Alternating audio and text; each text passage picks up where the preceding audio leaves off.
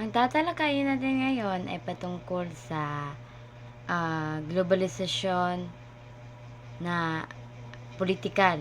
So, ano nga ba ang ah, ah, pali, ah, ah, political na aspeto ng globalisasyon?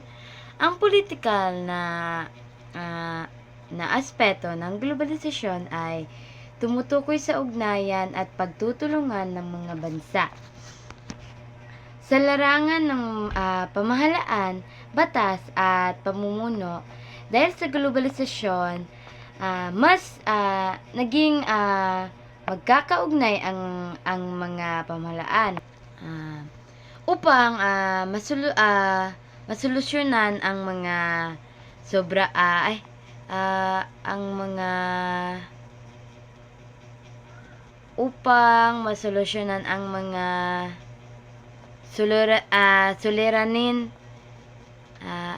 suliraning pandaigdig.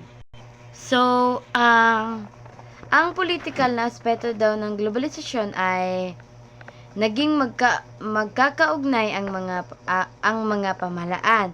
So, ano nga ba ang positibong apekto nito? Halimbawa,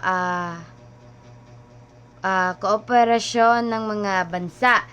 So, halimbawa, United Nation o UN na nagtutulungan para sa kapayapaan, kaligtasan at karapatang pantao. So, akong gihalimbawa dito kay United Nation. So, nagtutulungan daw para sa kapayapaan, kaligtasan at karapatang pantao. So, isa pang epekto ang mas mabilis na ugnayan ng mga leader. Dahil sa teknolohiya daw, mas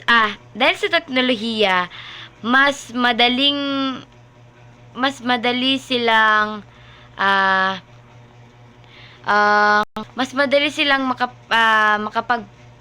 makapagpulong at gumawa ng kasunduan. So, ang pangalawang halimbawa ay ang epekto ng mas mabilis na ugnayan ang mga leader. So, dahil daw sa teknolohiya, pas dali lang daw sila makapagpulong o makabuhat o kanang kasunduan nila. So, ang negatibong epekto naman nito ay pagkawala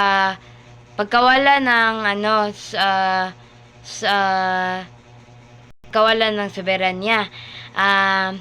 Minsan mas nangingibagaw ang kapangyarihan ng malalaking bansa kaysa sa maliliit na bansa. So, murag kanang usahay daw ba kanang murag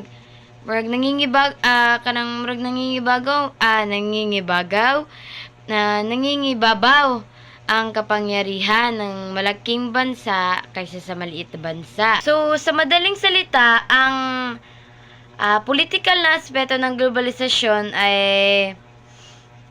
nagdudulot ng pagkakaisa at pagtutulungan ng mga bansa. Pero may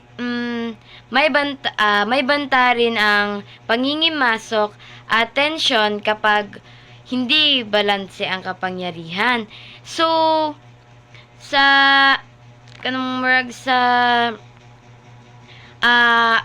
ang kanang dulot gud daw sa ang dulot ng pagkakaisa at pagtutulungan.